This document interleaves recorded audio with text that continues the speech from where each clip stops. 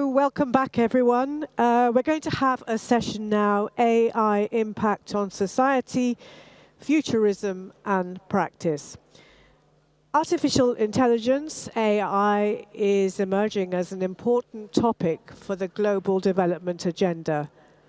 Policymakers are exploring how to design an enabling environment for this new technology to not only thrive, but also accelerate progress towards the Sustainable Development Goals. However, the development of AI technologies is so far being concentrated in advanced economies. So focusing on the global gateway to build sustainable partnerships for a connected world, this session is going to look at a number of diverse case studies showing AI applications in the health sector. So I'd like to invite now to the stage Moderator Stefano Sedola, partner Strategy, and speakers to the stage. Welcome, all of you.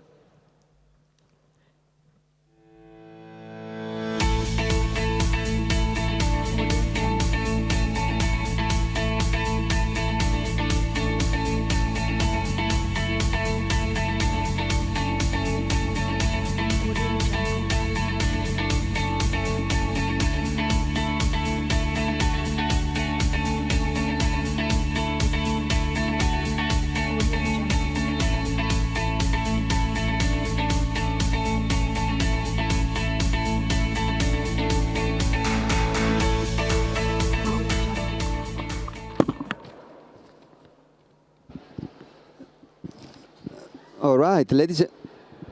Is it working? Can you hear us? Yes, okay. Ladies and gentlemen, welcome to everyone. This is the panel on AI and healthcare data-driven initiatives. And we are here today thanks to the organization of Assortis, a global development platform for expert tenders and companies, and that kindly organized this event. And there is a interaction with the public from online, that is online. It's a Slido platform, which I don't know how it works, but it looks, they told me if I press this one, it will work. And then, okay, so on the, okay, here you see the Slido. Join at theslido.com for the questions and answers, and also for a word cloud where you can actually pitch your ideas about AI in relation to the healthcare. I think there is a question. I don't see this coming. Okay. Okay. So join at slido.com, and here is a question for the participants in here and online, and it is a quote from The Economist. Healthcare face huge problems with growing number of patients and too few doctors to treat them. Artificial intelligence can help to cure some ills, offering advantages ranging from a more efficient diagnosis and safer treatment. The Economist. What do you associate the artificial intelligence with, and why you think it could be important? And please vote online, or actually bring your ideas. And this will be open throughout the panel. And there is another fun things to do, that is to actually,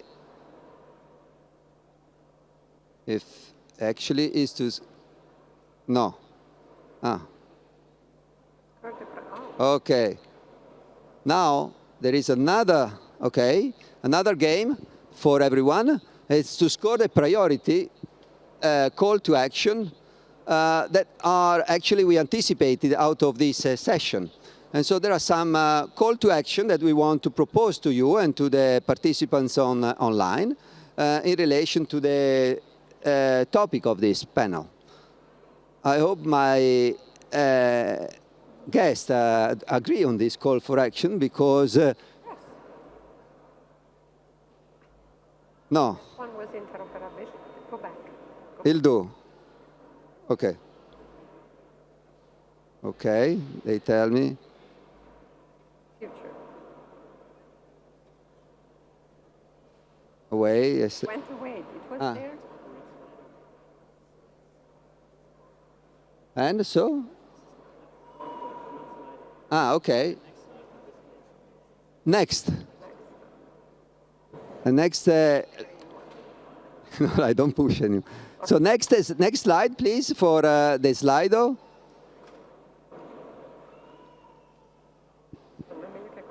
Okay. Okay. Next. Next. Here. Okay, here is the call for action for the outcome of the session. Please, this will be open during the whole panel, and you can actually react to this call for action.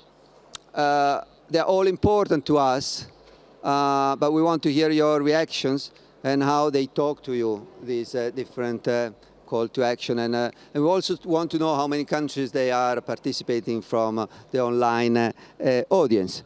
But now let's come to our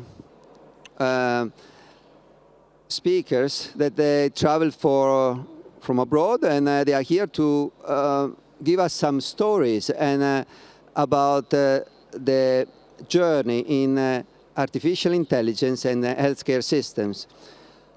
They're going to do that and their task is going to be difficult because they have very limited time, 5 minutes, and they have to bring us stories that convince us that how artificial intelligence and data can help the healthcare systems.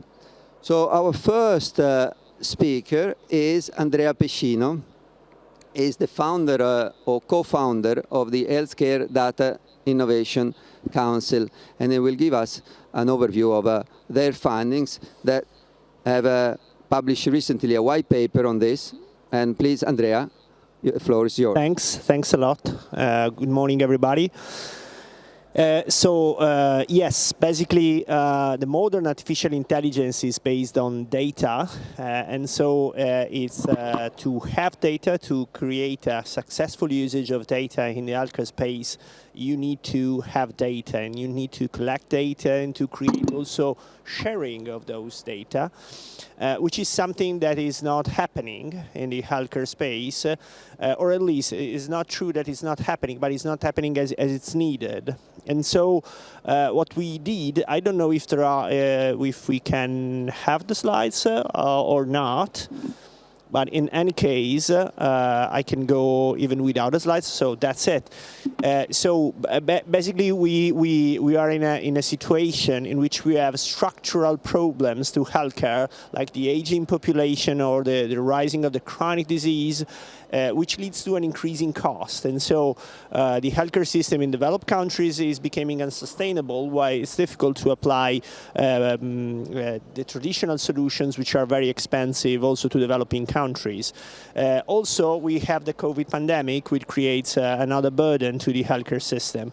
While on the same side, we have many enablers of change. And so we have this rising motion on data and AI, where technologies is improving very fast. And so we can process a huge amount of data, which only a few years ago would require decades. We have the medtechs, and so we have very cheap devices that could be used to track heart rates or any other information like sleep patterns or temperatures or even more sophisticated situations. And then there are new approaches to medicine. This could enable a transformation in the health management in general to what is envisaged as the 4P transformation. So this new approach with preventive and predictive especially, which could become very effective in reducing the cost and in augmenting the outcomes. And also there is this new way, which we will hear more later, which is based on value-based, so analyzing which are the outcomes of each treatment to analyze the cost. Okay, we can move to the next slide, thanks. No, first one, the one before. Okay, thanks. So what we see that all those transformations, all the medtech, and even all the approaches have a central element, which is the usage of data. The higher the quality of the data that we have, and the higher is the awareness, the knowledge, and the cultural orientation towards using data, the better the transformation will happen. And so we also need to, in a way, reflect on the safeguards and how to share data and how to use more of the data. So for these reasons, we created this Healthcare Data Innovation Council, where we gather patient organization, pieces of the industry, researchers, clinical practitioners to decide and define what could be the recommendation, the suggestions, and even the stories that we are gathering to inspire to use more of the data. And recently, yesterday actually, we presented the first findings in a white paper, and in the next slide, if we can move, thanks. There will be just these four areas that we've seen, and so there are many data opportunities, and we will hear more in a while. But there are even challenges in how to manage those data and how the data governance could be used for the greater good, not only for individual rights, which are otherwise very important. All the emerging motions which are happening on the healthcare space, and the transformation and needs that we are seeing to create effectively any impact. And so this is something that we see could scale out, and as data for healthcare is a common good, is something that needs to be shared, not only in developed country, but worldwide, because basically by sharing those kind of approaches, we can create a sustainable impact and an effective transformation. Thanks a lot. Thank you, Andrea. This was an interesting presentation, and also excited to read the white paper when it comes out. It seems that it contains a lot of interesting concrete example of how the healthcare industry can benefit from AI and data-driven strategies. And now is the time to see how technology can fast forward the progress in the healthcare sector, and using AI and data for solving some of the some important problems in the healthcare in the world, such as leprosy and other important sicknesses. And I leave the floor to Elena Bonfiglioli, who is a General Manager of Healthcare Life Industries and a Global Pharma Leader. Thank you very much, Stefano, and good morning, everyone. So the question that you are posing is central to the development of nations, for sure, because the health of the population definitely is key to the competitiveness and the development of countries. And one element that we went to discover is the application of computer vision to detect the oldest disease and one of the top 30 WHO forgotten disease. That was leprosy. Together with the Novartis Foundation and the Fiocruz Foundation in Brazil, we developed a protocol for the hang on a second, I hear myself in a echo, is very strange.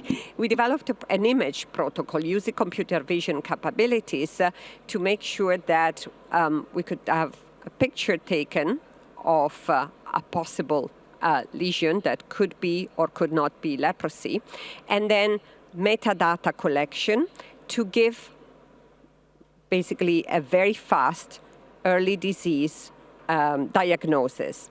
First and foremost, being empowering individuals with a smartphone to take a picture, and because people don't go to the doctor because there is a stigma around leprosy, just to have that early signal and be able to get to the medication faster. Now, there are about 3 million people living with this disease still, even if it's been eradicated 99%.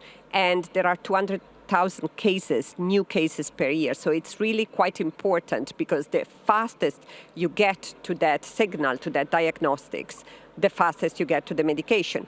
But the same technology can be used for many other early detection signals. That is the powerful thing, as not per se the solution.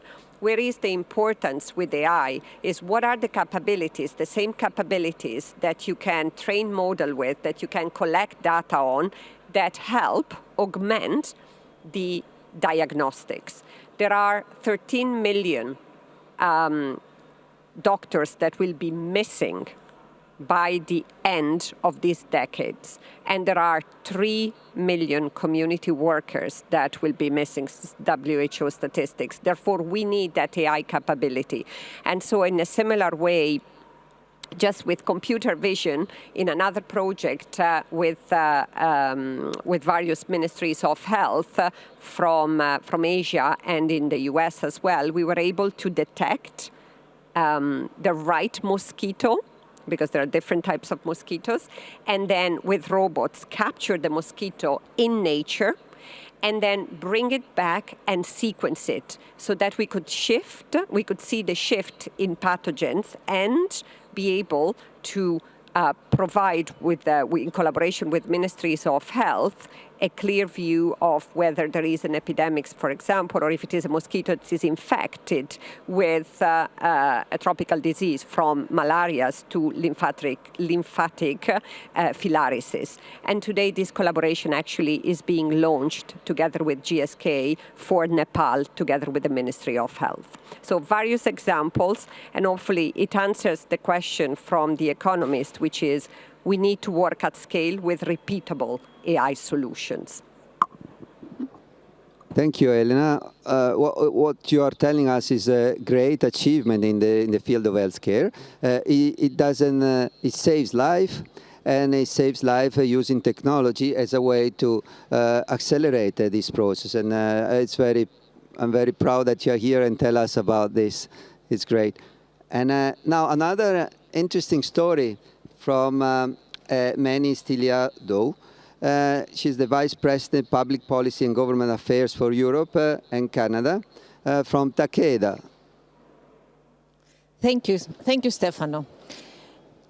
The story I'm going to tell you started in the European Union, and the roots of the story was similar, was how to allocate resources better within the healthcare sector. We have, even within the OECD countries, about 20% of healthcare resources are actually wasted, according to the OECD.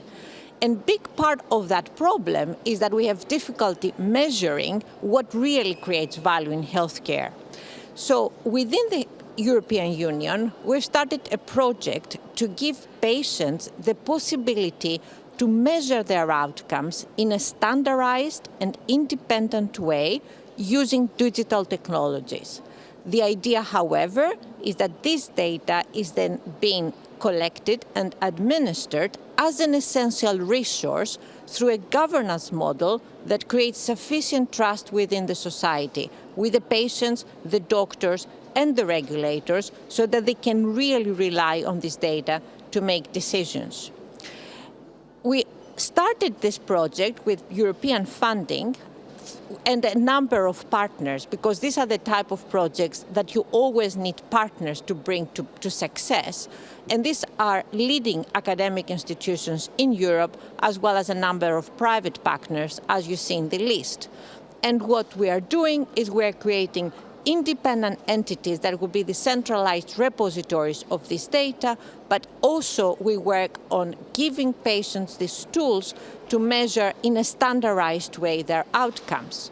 And you will tell me, why is this relevant for the developing world? So we actually discovered that this is very relevant for the developing world because the same principles are very transferable. When it comes to the developing world, it's equally relevant and important to actually measure the resources, where they go, and the impact they bring to the local communities. So we, and that is Takeda, we've started a project with UNITAR, which is a United Nations organization focusing on capability building, to bring the same principles in the developing world. And we have started having discussions in 4 countries, so it's Rwanda, South Africa, Turkey, and Argentina, where together with local stakeholders, we identify what matters to them and how we can measure it in order to create an impact in the respective healthcare systems. The main message that I would like to leave you with is to make this happen, we need digital technologies, because this is the enabler that would allow us to bring the data in, to analyze them and give the appropriate feedback. And we also need very robust governance, because to make this happen, you need to build trust. And you only build trust if you work with the local stakeholders, you involve them in the decision making, you hear what their needs are, and then you make sure that you measure the outcomes that matter to them, and we make sure that the data is being used in a way that it is available to all trusted partners to analyze and make decisions. Thank you very much, Manny. The issue of trust and local engagement is very important for any development program and any developing project. And so this example is very, it talks a lot to us that are working both in the healthcare sector and in the developing world. Thank you, Manny. And this brings me to introduce our Alberto Borrego, head of Europe Health from Entity Data, and he will give us another angle, the angle of technology and how data platform can support the healthcare systems and healthcare sector. Alberto, thank you.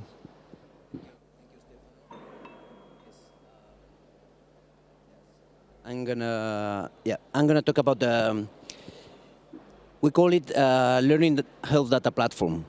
We call it a learning health data platform because it's a platform that has been designed in an incremental approach. This project was originally designed by the hospital 12 de Octubre in Madrid. In Spain, it's a very well-known hospital in terms of size, but also especially in terms of clinical and research excellence, and also in terms of digital adoption. And the basic idea is to build a platform that is able to provide services based on the application of AI to structured data for the different stakeholders within a hospital.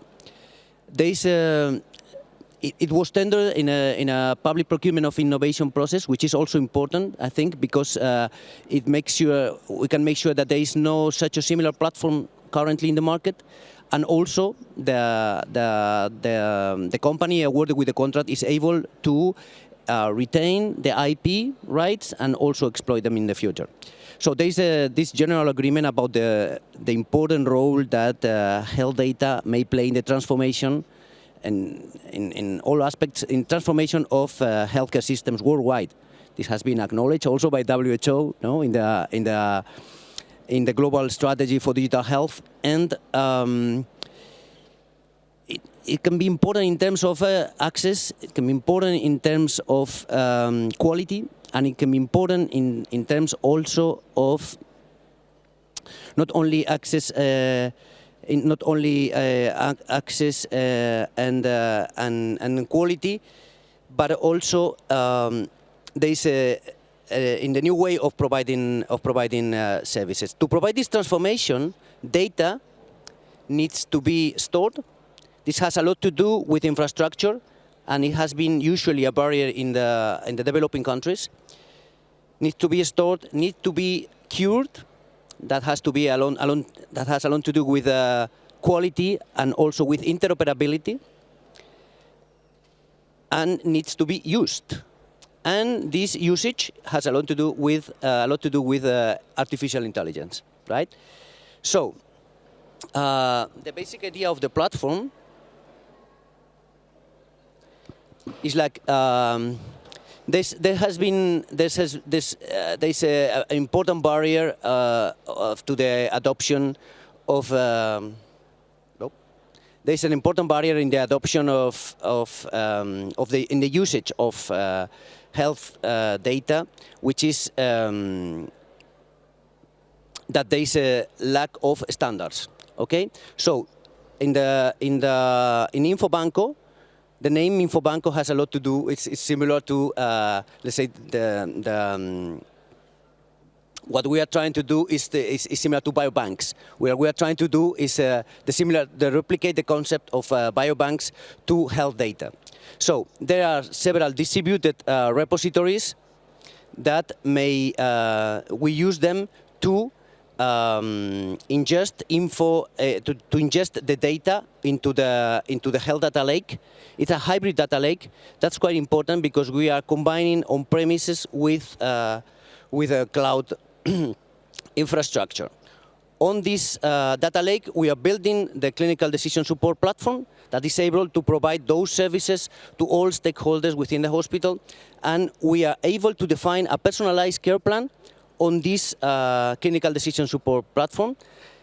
And on top of that, we have the platform for gathering the information, the outcomes directly from patients. Okay, this can help us to enrich the platform. This can help us to enrich the data lake and evolve these personalized care plans. They can evolve according to the patient needs.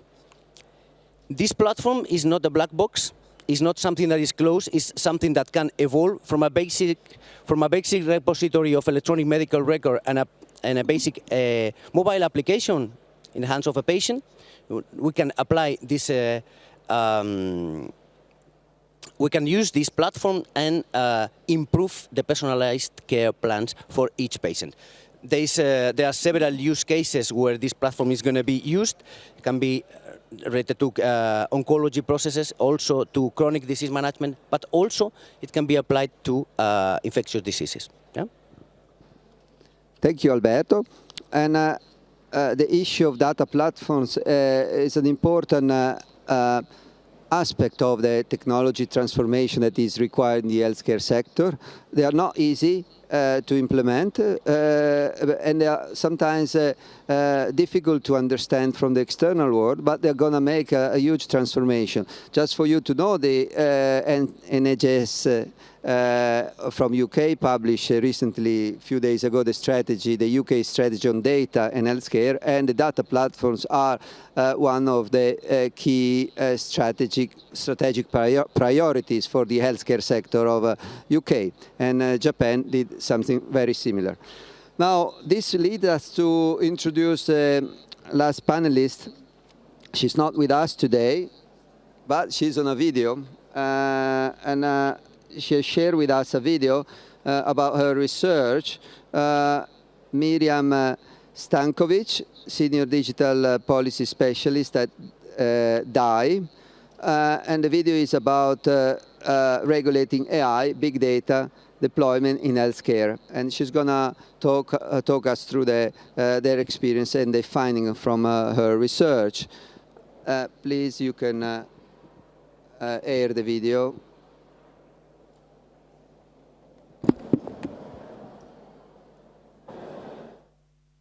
While AI technologies hold great potential for improving healthcare around the globe, these technologies cannot be considered a panacea for solving global health challenges.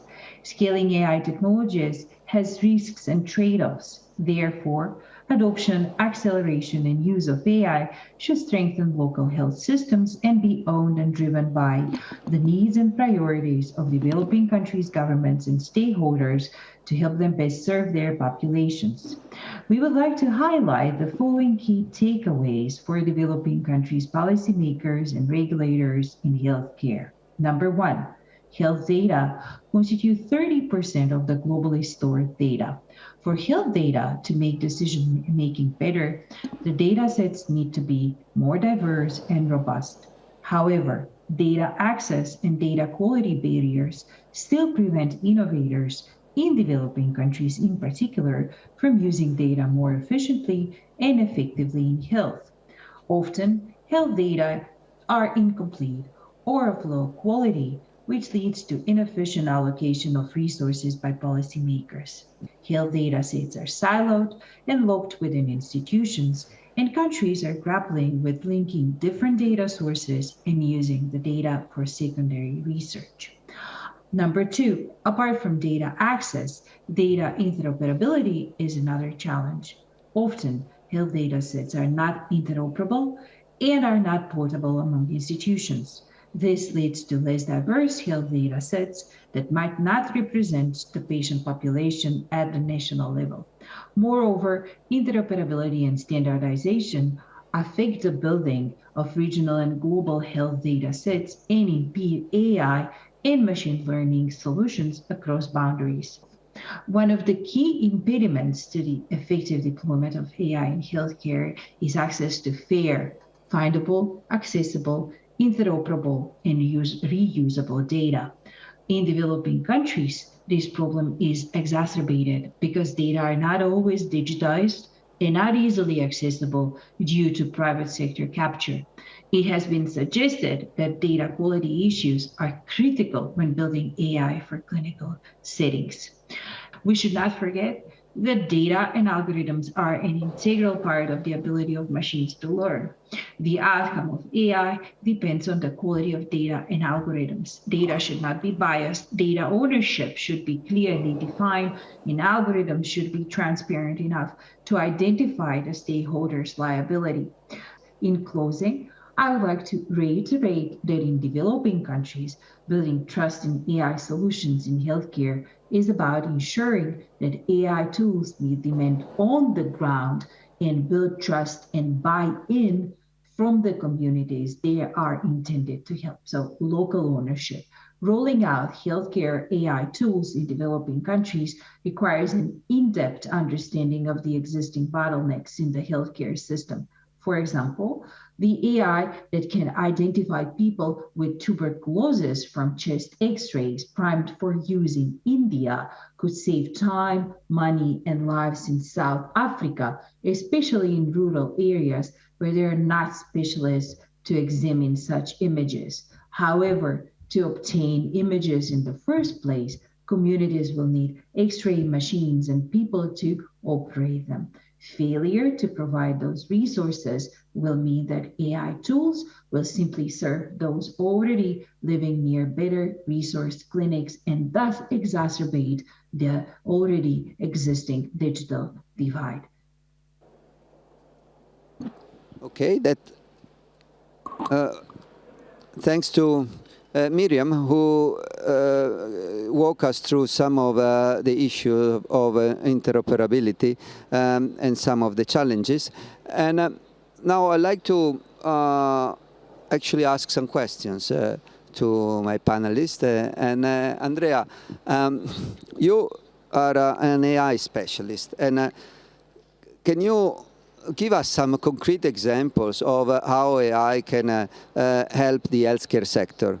From your experience from the Healthcare Data Innovation Council, can you give us some example that anybody can understand? Oh, sure. AI is already being quite used in healthcare. For example, computer vision is being used in helping diagnosis where medical imaging is implied. I need to take this off also. And but this is just the beginning. So all the space related to early diagnosis when there are information which is coming is pretty significant. We saw two projects. I can highlight a couple of projects.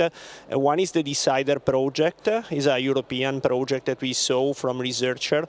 Is a consortium. Is a European consortium that basically tracks both images and genomics to do early diagnosis and prognosis of ovarian cancer. And so by tracking those information, there is the opportunity of picking the right treatments and not only stay to the protocol of the healthcare and also predict the outcomes. And so every kind of the steps could be optimized. Another example, even more interesting from a perspective point of view, but more complicated to be adopted by the healthcare, was on the gastric cancer. So in gastric cancer is a condition that could be avoided because we already know that there is a significant element. So all the people, there is a predictor. So Helicobacter pylori leads to gastric cancer. Not in all the cases. So 50% of the population is affected by Helicobacter pylori. Only 1 to 2% develop a gastric cancer. But if you don't have Helicobacter pylori, you will never develop a gastric cancer. So doing Helicobacter pylori eradication is a great way of preventing the insurgence of gastric cancer, but you cannot do on scale. So with AI, we can define what are the high-risk clusters in a population to have effective Helicobacter pylori treatment. Also, to do Helicobacter pylori treatment, there are many antibiotics treatments that you can pick on, the coadjuvant that you can pick on, and we can also have analyzed those kind of data. And with the analysis of those data, you can also pick the right person to have Helicobacter pylori eradication, but also the right treatment for them. So these are examples on the population, early diagnosis, early treatment that could be done very effectively. Thank you, Andrea. So somehow what you're telling us is that artificial intelligence will be a transformative technology in the healthcare sector that will be able to bring progress in the way we predict new diseases or chronic diseases. Thank you very much. And now let's see from the public if there are any questions from online or from the public.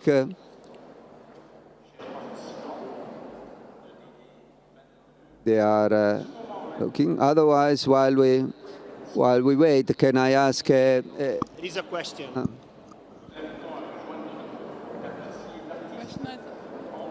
There is. Okay. There is only the microphone. Only the microphone. Okay. So, are there any online questions that we can answer to?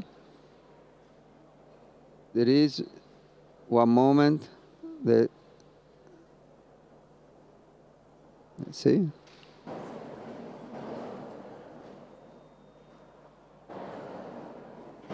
While we wait, maybe let me ask me a question to Manny. I really like what you said about patient outcomes and how your platform, your approach is actually trying to address putting the patient at the center and trying to predict patient outcomes. But this requires engagement from the local community of the healthcare actors. How have you managed this local engagement? We've paid a lot of time and effort in creating the appropriate governance model with the local stakeholders. So we've created governance boards in every country where we are active, which include the local regulator, the local Ministry of Health, the healthcare community, the doctors, right, the medical association, and the patients, as well as a representative of the private sector, because we also need to ensure that what we put in place remains sustainable and rooted to reality, and not only always depending on grants that may or not come. So this governance model ensured that all the stakeholders, all the local stakeholders, feel that they are part of this effort and therefore trust the whole process. So trust is the key issue here, and to engage in local governance.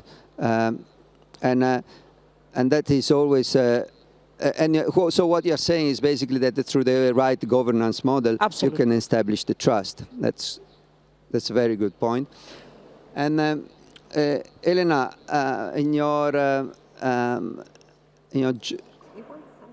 here we have a question. What can AI contribute to? What can AI contribute so that the health system is proactive and population-based in the countries that design their basic data ecosystems? Alberto, you want to take this? Yes. Yes, I think there is talking about the health systems transformation. I think this change, this movement from reactiveness to proactiveness is a must. Usually, healthcare providers, especially public healthcare systems, are waiting for the patient at the front door of the primary care. They are waiting for the patient at the emergency departments, but nobody is taking care from the patient before it appears in the center. So I think that gathering the information about using this information about the patient before the symptoms appear, before the disease takes place, in this scenario, I think this is one of the major advantages that AI can provide in trying to forecast what's going to happen, trying to predict what could happen, trying to avoid or trying to delay the starting or the debut in a chronic disease. So I think, yeah, definitely. I very much agree. The one point I want to add is that one doesn't need to think about AI to make AI effective. We need data, but the data doesn't necessarily need to come from that country. What AI can allow us to do is to look, I think, like it's been mentioned, at the data that's been collected in India, and then potentially prevent or control what's happening in South Africa.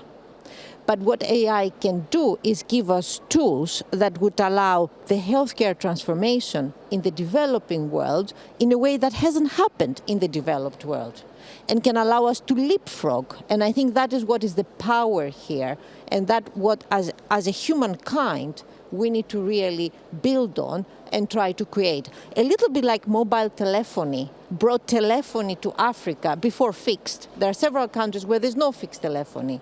What we are practically saying is AI can bring healthcare to the developing world in the way that we may not have even seen it in the developed world. Thank you, Manny. The notion of leapfrogging in the developing world is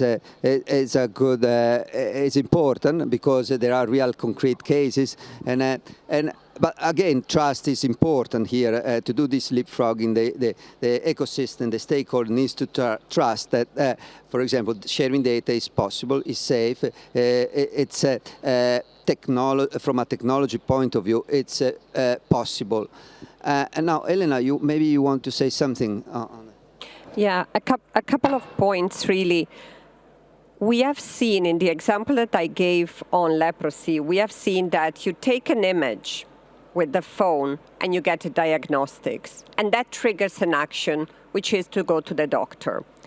In Africa, many women who are looking after children have to walk 1 or 2 days to get to the doctor. So what is the result? If you take cervical cancer, for example, they will not go to the doctor. So the beauty of AI is great, but you need to bring the tool to the people. So either it is in here, or it needs to be that the community worker that is there in the village or in the school where the mother picks up the children needs to have the capability to do the diagnostics, which is not the case. So there is where, for example, Microsoft in Africa worked to empower a very broad network of telemedicine where the community worker, what it does is the simple way to do basically a first exam and connect with the specialist that is 2, 3, 5 days away, sometimes a plane ride away. And they do the diagnostic at distance. And we have incredible testimonials of women that say, I'm here to take care of my children because that community worker was there with the televisits to a specialist miles away. So it's about the process and the technology So let's look at the ecosystem and make it happen in a way that really empowers to save lives. And then in the background, there is the computer vision, there is the data platform, there is the telemedicine, there is whatever you want. But you have to think system and technology together. Thank you, Elena. That's so true. The systemic thinking, but also the practical thinking of how you move from one village to another to do your own test or your screening can be a complex task in some countries. And so we need to bring this technology to the home of the people. We need to bring it at the hands of the people. By the way, sorry, just to say, this is not only Africa. I myself, I don't go to the doctor much. So it's really bringing it to the living room. And Finland gave us a great example to bring 350 pathways of patients to the home, digitize them to the comfort, which for elderly people or for busy people are fantastic. Thank you. There was another question I saw on the screen. Maybe we still have 5 minutes to take it. According to you, what will be the impact on doctors and other healthcare workers in the next 5 years, assuming regarding the impact of digital transformation and AI? Many who want to say? I love talking about the future because nobody can test if I'm right. So it's a decision-making tool that's been offered to them. I think it will be a change in the doctors in the sense that they will be having an additional instrument to help them make better decisions and potentially have, as we often hear, the ability to do more evidence-based decisions. Because currently, the doctors base their decisions on a bit of a gut feeling or a bit of a story about what has been happening practically the last week. At the same time, I think there will be more the possibility to work with the broader healthcare professionals, so to also empower and enable the community workers, the nurses, in particular when we're talking about the developing world. And I think one needs also to be honest, we are having a problem with shortage of healthcare professionals around the world. So using technology to help them having more productive days may actually allow them, some of them, not to get burnout and to remain engaged professionals. The issue of administrative burnout for the doctors is a clear problem, and thank you and this is many reminds us that technology will certainly help us in that. Before passing the floor to Alberto, let me remind you that the doctors have it's a ars medica, and this technology will not replace the notion that is the doctor is the ars medica. So the technology will never replace that sort of knowledge that the doctor have, but will help the doctor probably to make a more informed decision.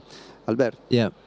Yeah, this is the idea. I would like to reinforce this point because actually there has been sometimes, let's say, the early applications of AI in healthcare has been seen like a threat, for the medical doctors, for the radiologists, for example. I think in the next 5 years there will be a lack of doctors and there will be a lack of nurses, because what we are doing here is increasing capabilities. This is a tool. This is like when the wheel was invented, It doesn't mean things don't need to be transported from one place to another, but you can be the driver or you can be pushing, the load. So I think this is a game changer, but it's not about the automatization.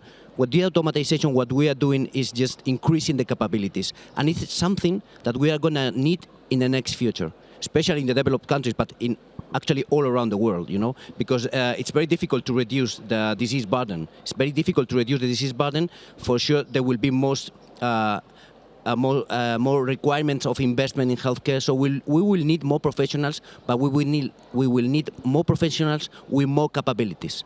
And for that, they need tools. And AI is maybe one of the best tools we can provide to them. Yeah. Thank you. We have 2 more minutes. Elena? My view is that AI will democratize access and therefore give doctors more time to care. You spoke about administrative burnout. Just simply by mainstreaming the AI reasoning over dictation capability, which is a solution that Nuance provides as part of Microsoft offering, you can have 24% more patients in cardiology. That's what AI can do, more time to care, because we have the demand for care going up, and as I was mentioning, about 13 million shortage of doctors. Thank you, Elena. Andrea, your last considerations? One of the best example of the superpower that could be offered to doctors by AI was something that Elena told us before. So extracting information from images on leprosy lesions allows anybody, eventually even a consumer, to make a diagnosis. The same thing could happen to several other things, and so a doctor will have less need to have specific expertise in that, and so it could be helped. So in the future, they will have more tools to help them, and that's what AI is doing in many other fields already. In healthcare, the problem that we are facing is not on realizing the algorithms, but is in exploiting the AI, because the accessibility to the data is much more complicated. So you have Amazon, which is suggesting the right product for you, because we are very willing to share our data on the web. On the healthcare space, it's not happening the same way. So we are much more resistant in sharing those kind of data.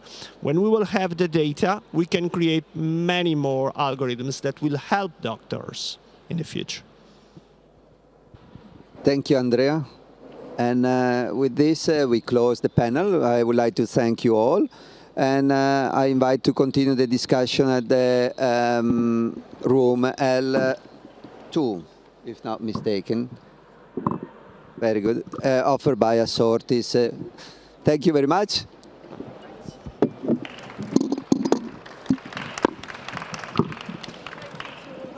For a really interesting discussion there on the transformative power of digital technology and AI. And I loved hearing the stories about how it could be used to detect very early neglected diseases such as leprosy, but all the challenges there, of course, of interoperability, access, and of course the most important element, which many of us need to get used to, is trusting AI. Well, that's it for the studio this morning, Studio 3. So thank you very much for being with us. And just to remind you that at 4 o'clock, we've got the closing ceremony in Studio 1. And also, for the closing ceremony, there'll be the Ghanaian musician Nafali Kouate, who's going to give a live performance. So thanks, everyone, and thanks for being a great audience.